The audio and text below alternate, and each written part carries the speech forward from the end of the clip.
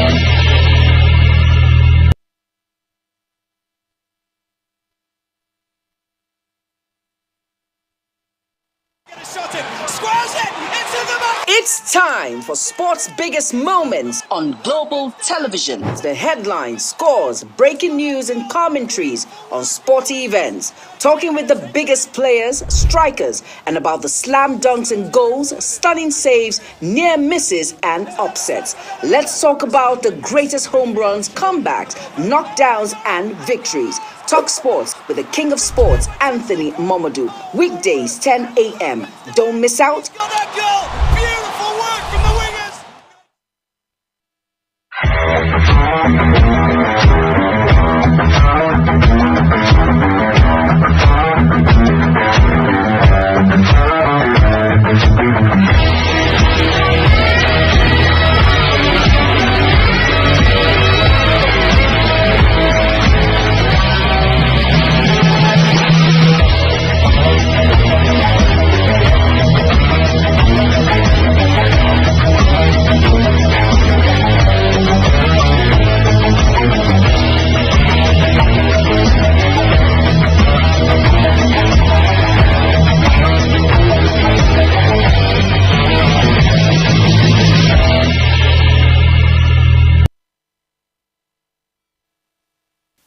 week edition of Global Television. My name is Ramsey Enoch Agbo, and of course, we'll be diving into so many things from the world of sport this morning.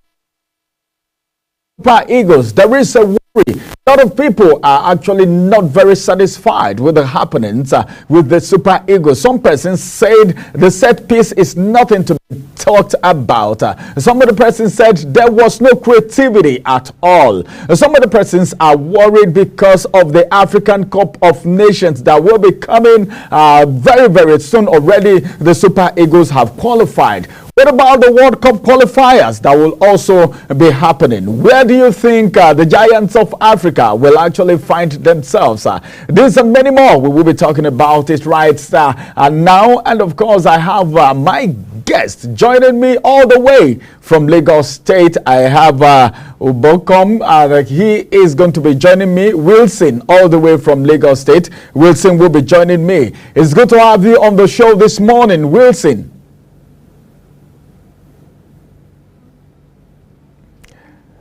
Well, we're talking about the crisis looming in the Super Eagles camp, not just in the camp, but then within Nigerians. As a matter of fact, the Super Eagles alarming deep in form has become something of a controversy, highlighted by their Monday shock 2-1 home defeat to Rwanda. And as a matter of fact, let's quickly look at it from this aspect that the 2025 African Cup of Nations and the 2023 FIFA World Cup qualifiers is something to be really worried about, despite securing Afcon's qualification. The three-time African champions have come with a win in 3 out of their last 4 games that they've played so far, extending their worrying run of performance that has seen them struggle against low-rank opponents. That's where the problem is. Struggling with low-ranked opponents. Remember, nowhere Nigeria is ranked in the world of football, but then when you begin to struggle with low-ranked, in fact, countries, it becomes an issue, and it's part of the reason some Nigerians are actually worried right now because the way it is, their opponents have actually hurt them both home and away. But now let's look at the inconsistent home form. It is one thing to play away, and it is another thing to play back home, and that's one of the things a lot of people are actually worried about when it comes at home being. It has been something of worry, because if you look at the competition,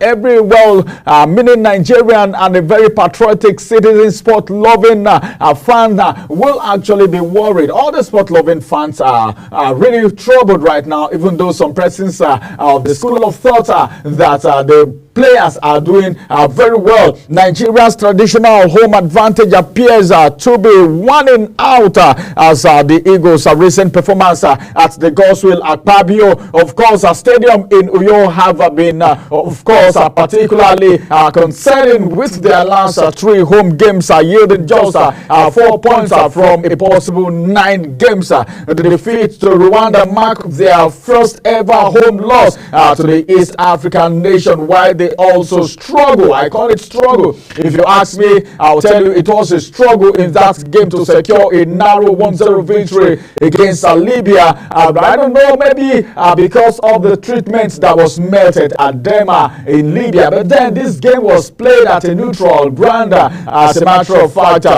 this is something that we should talk about. And of course, they managed to only draw against Benin Republic. We said a whole lot here when we were supposed to have that game against Benin Republic, looking at the fact that the players are also players that the coach of Benin Republic have trained before, and he knows so much about their tactics and their performances. But that game actually ended the way it ended, and a lot of Nigerians are not really satisfied about that. As soon as we establish connection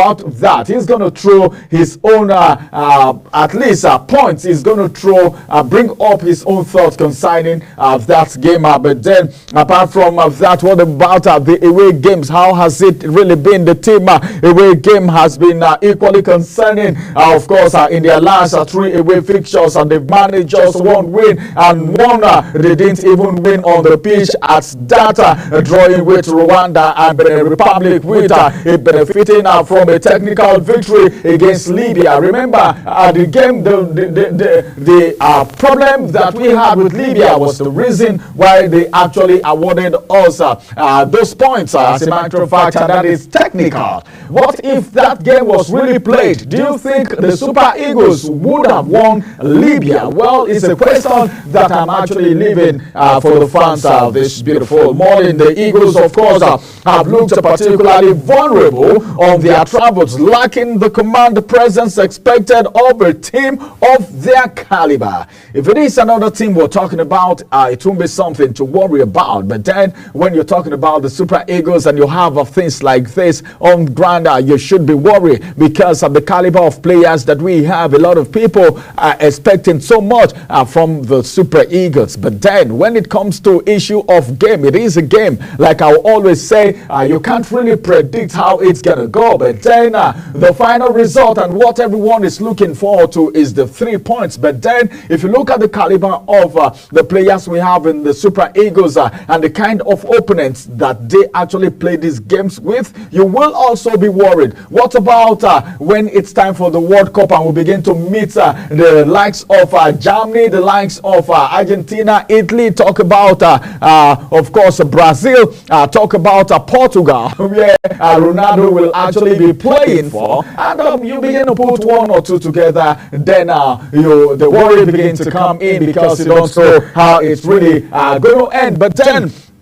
let's see what will happen from there, because the caliber of players that we have, to whom much is given, much is actually expected. Super Eagles defender William Troost-Ekong has made a statement, and this is a valid statement. This is one player that actually pledges allegiance to Nigeria instead of Netherlands, and he has been the captain of the team, and he has been at the defense and doing fantastically well. But then he said he believe that the team must defend set pieces between subsequent matches after they were exposed by Benin Republic and Rwanda in their last 2 games of the 2025 African Cup of Nations qualifiers. That is where the problem is.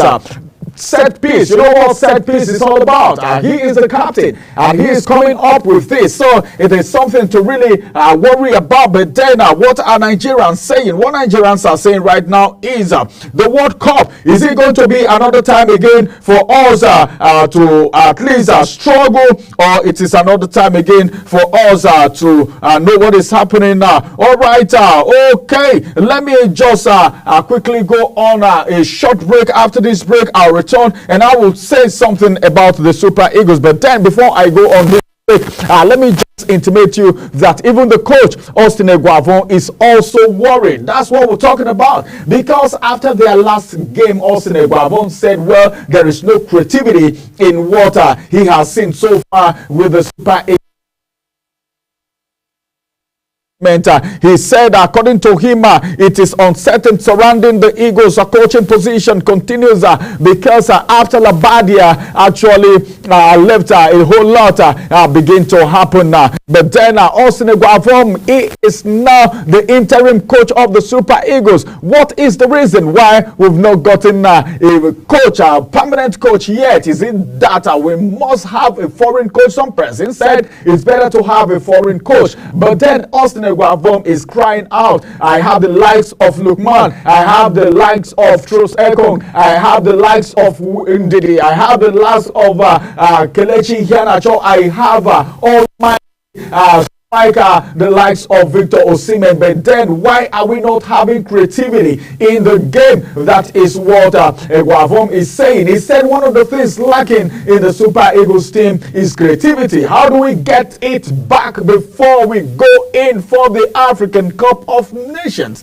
That's where the problem is, because we need to get certain things right before we actually get to African Cup of Nations, because everyone have already qualified. Remember, we have bigger countries coming to play the Super Eagles with the Super Eagles. All right, let's go on a quick break. When we return, we'll have our guests join us, and then we will be able to do one or two analysis additional to what.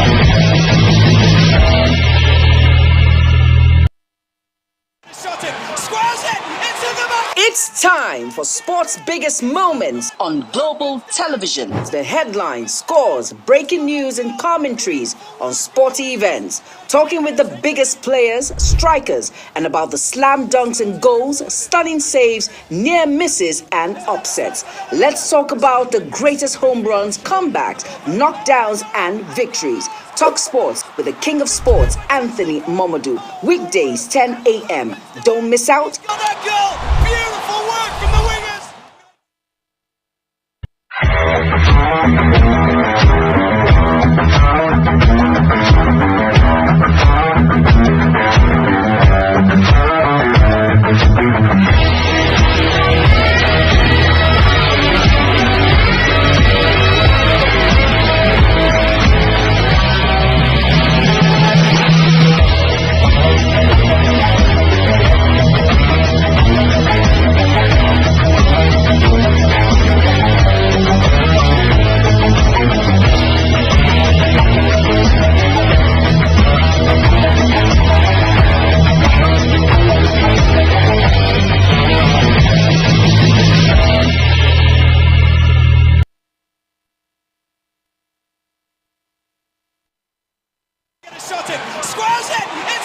It's time for sports' biggest moments on global television. The headlines, scores, breaking news, and commentaries on sporty events. Talking with the biggest players, strikers, and about the slam dunks and goals, stunning saves, near misses, and upsets. Let's talk about the greatest home runs, comebacks, knockdowns, and victories. Talk sports with the king of sports, Anthony Momodu. Weekdays, 10 a.m. Don't miss out. That goal! Beautiful work from the wingers!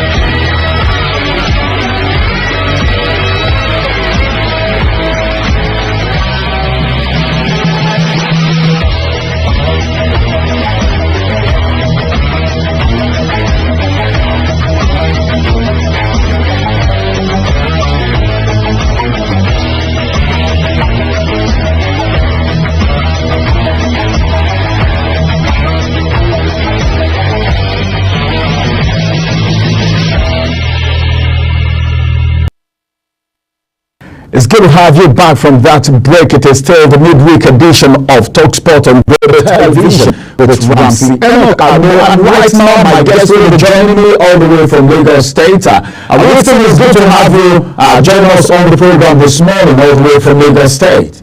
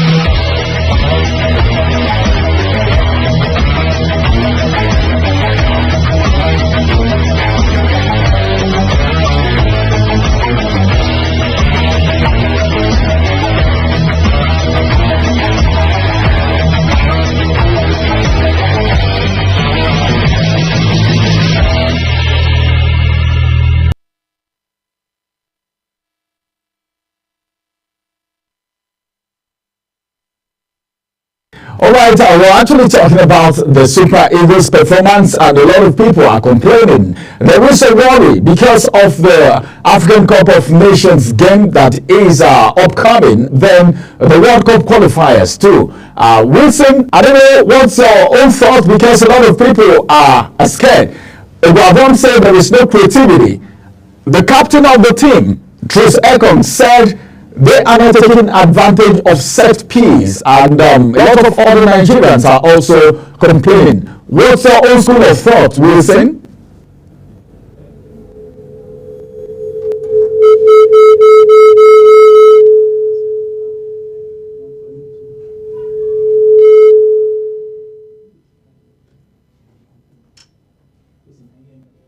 Wilson, can you hear me?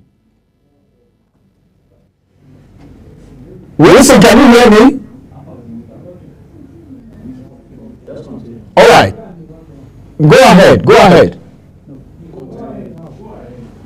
All right, as a matter of fact, let's just go to the next story that we have right here, and we're moving from the issue of the Super Eagles. But then, as soon as we establish connection with our guest, we will get to hear from him what he thinks about what is happening. Let's quickly get to Benin Republic. As a matter of fact, as they break silence on Libya's ordeal after Afcon qualification, the Benin Republic team, as a matter of fact, has finally departed Libya after securing their 2025 African Cup of Nations. What an excitement! Libya never saw it coming. Oh my God! Benin Republic making it again. I think we need to congratulate Gernot Rohr, the former coach of the Super, for making it happen for, of course, the Cheetahs of Benin Republic. How did it really happen? How were they able to get the ticket? As a matter of fact, the Cheetahs secured the Afcon ticket, and tension as the team was temporarily held hostage at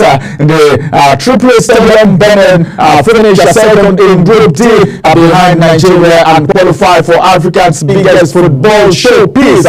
That is a milestone for them. That is something very big for them. They never saw it coming. I think we should be congratulating Benin Republic. They are our neighbor, of course, and we would not omit them again. When we get into the game, we've had a lot of experiences with the Cheetahs of Benin Republic during the Afcon qualifiers, but it's so good. I think we should congratulate Gernot Rohr. If you see most of the actions coming from the game after they won, you can see that they actually lifted up their coach, and that's to tell you that the coach was very instrumental to their win. The Benin Republic Football Federation, that is a BFF, have issued an official statement following their successful departure, of course, from Libya, which includes a tense and dramatic Afcon 2025 qualification journey.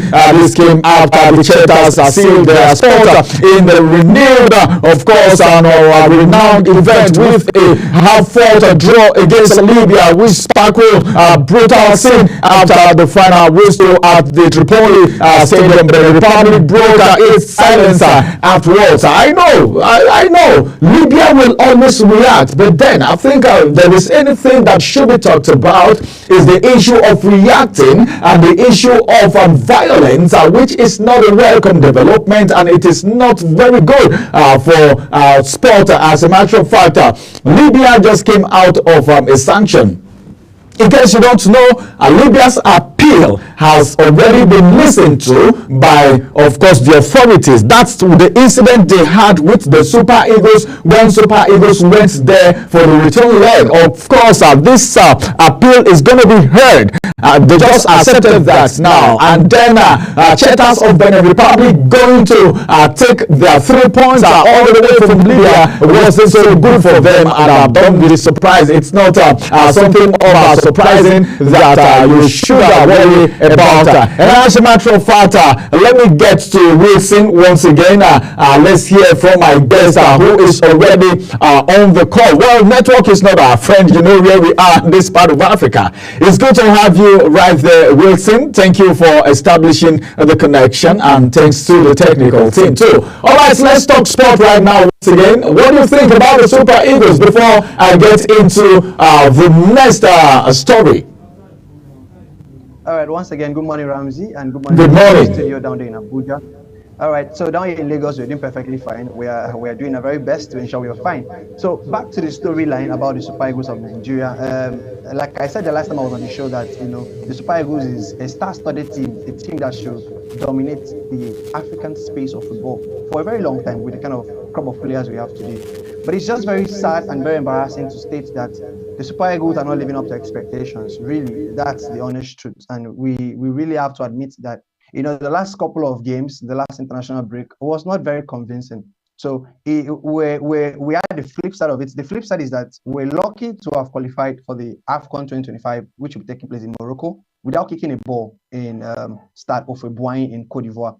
But it went worse that we couldn't deliver, we couldn't give up excellent performances across the two games. The first game in Cote d'Ivoire against Benin, fair result. We came back from a goal down to pull out a draw, which is quite fair.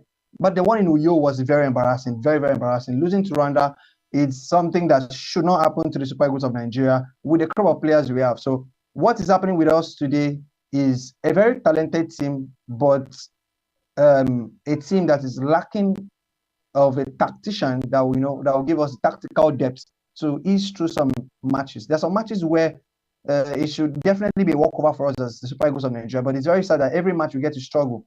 And good, we have made it to Afcon 2025, but we have a huge mountain to climb, which is the World Cup qualifiers. It needs some sort of dominating display, tactical display from the boys to ensure that we can pull out about 90% of victories in the next 4 games left in the World Cup qualifiers.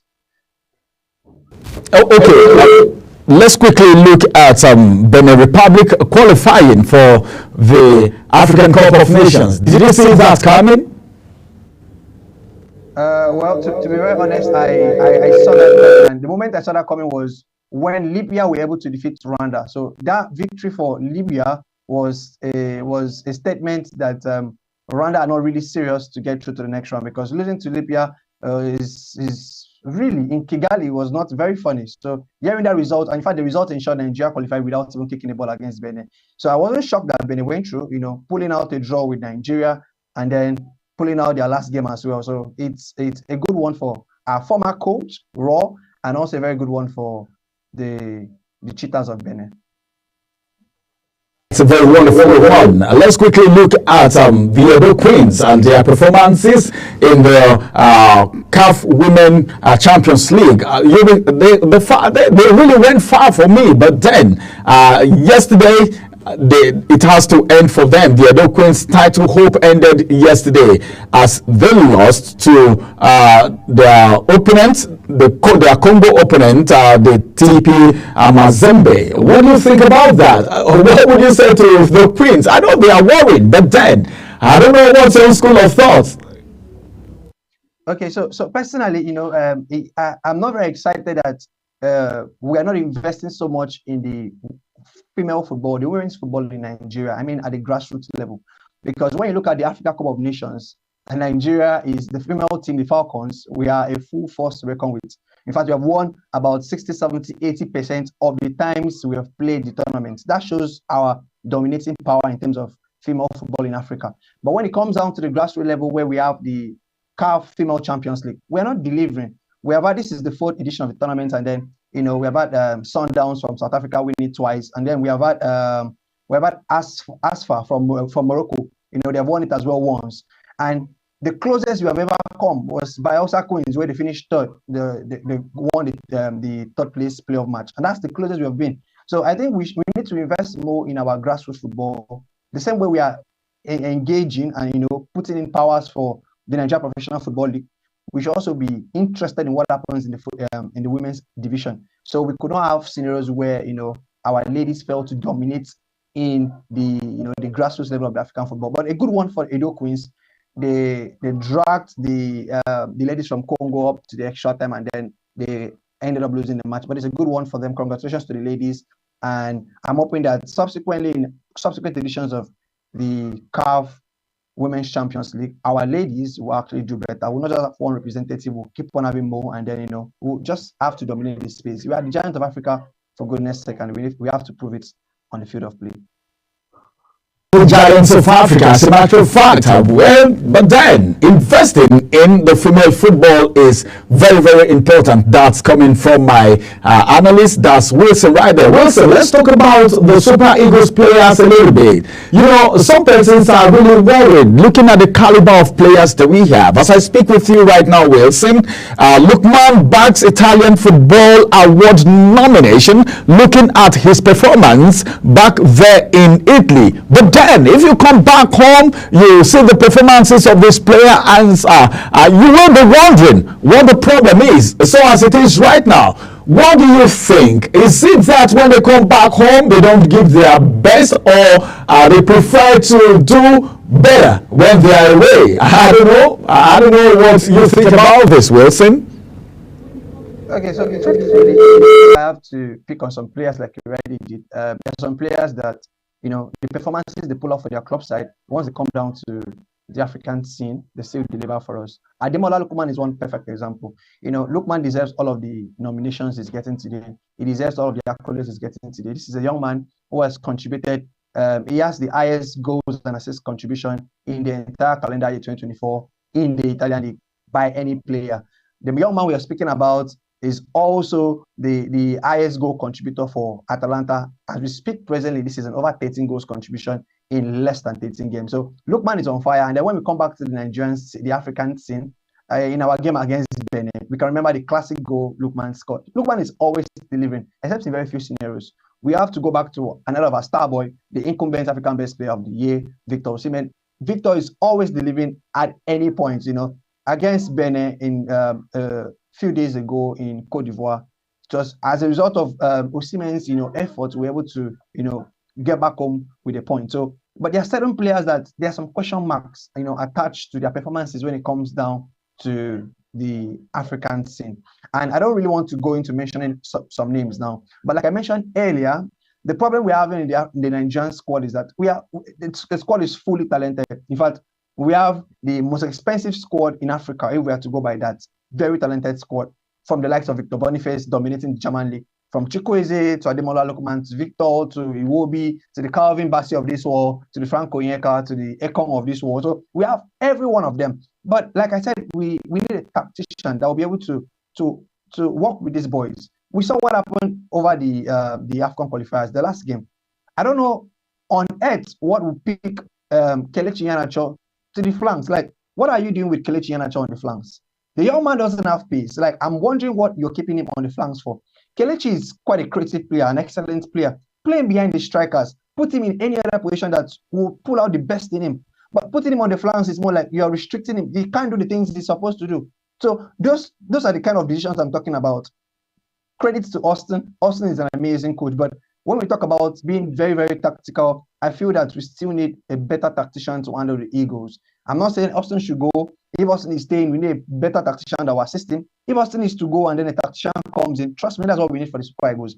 We can't play a system where, once one pattern is locked, there's really no plan B, there's no plan C. We just keep towards one direction. So that's the problem we are faced with. The moment a proper tactician comes in, trust me, the boys will blossom. The boys will deliver. I have full confidence in them. So that's just my verdict on the Super Eagles of Nigeria. Very much, Wilson, for those contributions and analysis. Let's move away from Nigeria right now, moving from Africa. Let's get to Europe and see what is happening in England. As I speak with you, Guardiola agrees one-year contract with Manchester City. Looking at his antecedents in Manchester City, Pep Guardiola has agreed a one-year contract so far. As I speak with you, with the Premier League champions, according to the Athletics. City's director of football registration departed last month, and of course Ziki Bedrutin was the one who actually departed, but as it is right now, extension of his contract, is that worth it, or you feel he has overstayed his welcome? And what's your assessment of his performance so far in Manchester City? Everyone will tell you Manchester City is not doing badly. We're giving all the credits to the coach and the extension. What do you think about it? So Pep Guardiola, what Pep has done, in fact, this news is more like an heartbreak to every other Premier League team, because this is an extra year of dominance, an extra year of frustrating every other Premier League club.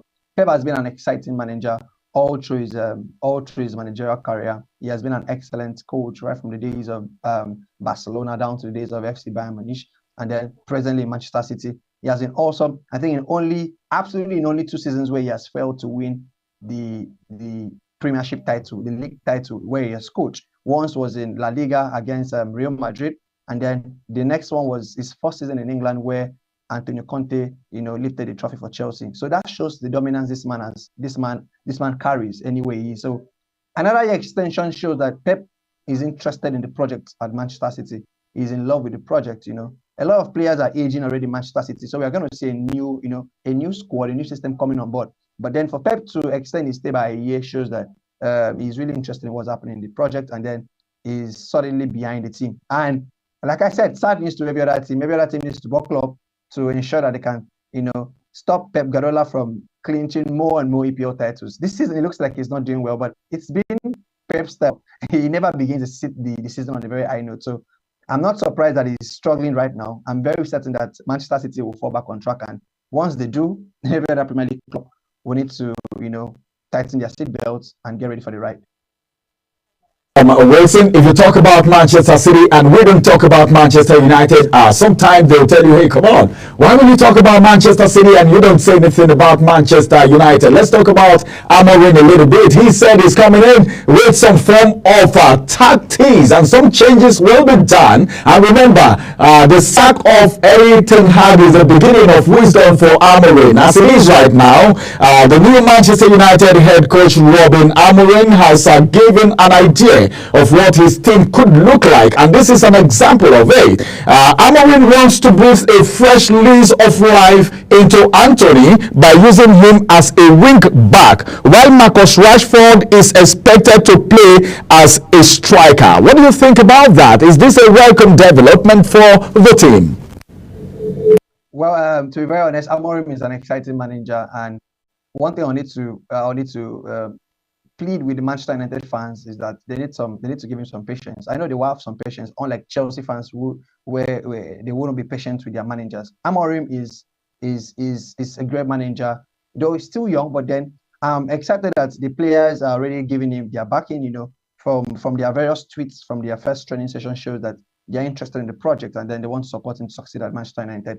But changing the pattern at Manchester United to a 3-all back, and then having wing backs to support the attacking line when they are in position, and then to support the defense line when they're out of position is an exciting thing. We cannot remember in the year 2016-2017 season when Antonio Conte arrived at Chelsea, and then conventionally he went to his three-man back, and then the wing back system where Victor Moses and Marcos Alonso emerged, amazing wing backs in the Antonio Conte system. So Amorim will do great things at Manchester United. I'm certain of that, and he's also lucky to have quite easy running of fixtures for his first few games. He has Ipswich as his first game, and has some other light fixtures where I believe it could use it to test the system, test the strategy once, and then hopefully, we need Manchester United to start delivering. Chelsea are getting back there. Liverpool are already there. Arsenal are still there. Manchester City are there. So Manchester United needs to come back, and then let's have the party of the top six once again in the Premier League. Thank you very much, Wilson. We are still in England, of course. When we talk about Manchester City and Manchester United, you even made mention of Chelsea. Some person said, well, one of the most talking fans are the Chelsea fans. I'm just saying, that's what they say. Let's look at Chelsea a little bit, because someone is making a suggestion right now. I don't know what you think about this suggestion. I'm talking about Maresca, who said his position for Chelsea will be better if he is actually going to be performing well. Then his position should be at the central attacking position. That right there he's going to perform better, and that's what he's actually saying right now. Chelsea manager Joe Felix has been told, all right, manager Enzo Maresca, that he will perform best if in a central attacking position. I'm talking about Felix right here. I'm talking about Joe Felix.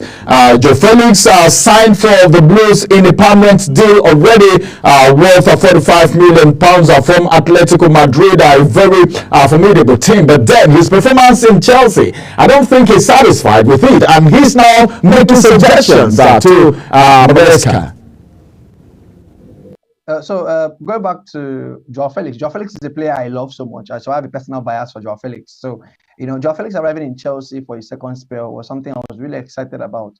But the unfortunate situation we are faced at Chelsea right now is that the squad depth is really, really massive. And then Joao Felix's favorite position is the position where Cole Palmer plays. And we all understand that for no reason on this planet will Cole Palmer be benched in the present Chelsea side, except he's injured or for one or two tactical reasons. So Felix's favorite position is actually the position where Cole Palmer plays. In fact, to be very candid, Nkunku's favorite position is also the position that Cole Palmer plays. So Enzo Maresca has been trying to, twerk around the side. Though I'm not still satisfied with what he's doing, I still feel that some matches, Joao Felix should be having some appearances in the Premier League. It's very sad that Felix has only made 2 substitute appearances in the Premier League. One, he got a goal.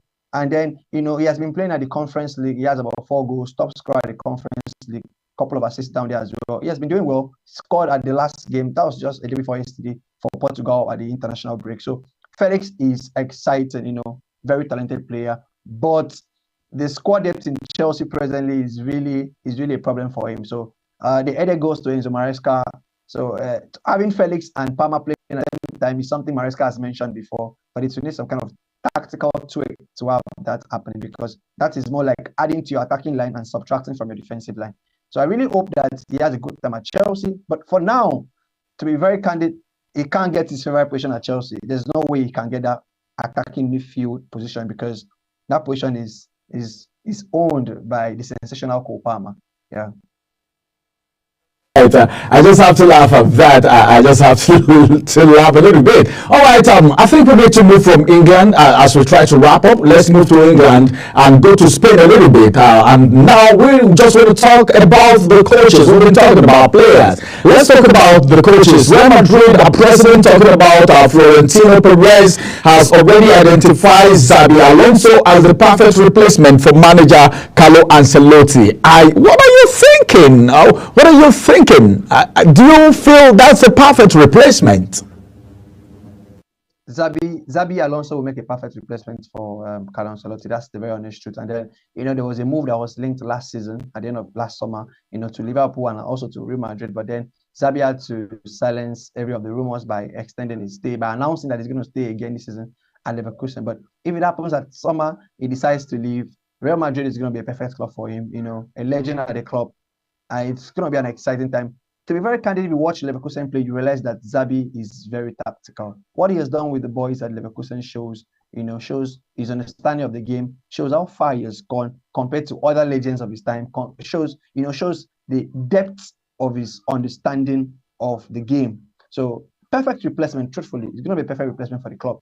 And I hope that will happen sooner than later, because he's really, Real Madrid are really in poor position to get it, because Liverpool going for slot shows that Xabi going over to Liverpool is almost over. So it will be exciting. I'm rooting for him at Real Madrid anytime that happens. Talking about movement, let's also talk about our own Gift Urban. Let's talk about Gift a little bit. Anything that has to do with people that answer Gift, you know what it means. Gift Urban is who we're talking about here. Turkish side, the Super League. I'm leaving Spain now to Turkey. They are actually in the forefront, racing for Gift Urban. What do you think? We're talking about Gift Urban here. Yeah, so Gifts also is an exciting player, but recently I learned he had issues with Olympic Lyonnais. But I like when young talented players like this, get opportunities to flourish at the club. So if a move away from Lyonnais will be perfect for him, I'll be in support of that. But I'll just want him to, step up, do more, and then potentially, gain a call up to the Nigerian Super Eagles squad, and then, stamp his name in the books of history as one of the greats that lived during his time. So I'm rooting for Gift Urban in whatever edition it takes, but that would be a perfect move for him as well if he moves towards that direction.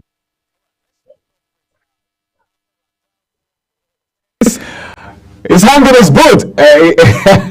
He's saying goodbye. I was actually thinking about his performances and everything he's gotten so far and the height he has attained, even though he suffered a defeat in his last game of his career. What would you have to say about his retirement? Is it timely, or you feel, man, he just need a little more to do before he retire from active tennis? Rafael Nadal retiring yesterday in Malaga, or over the night at Malaga, is something that breaks the heart of so many tennis lovers. I am particularly a tennis lover, so I know what it means.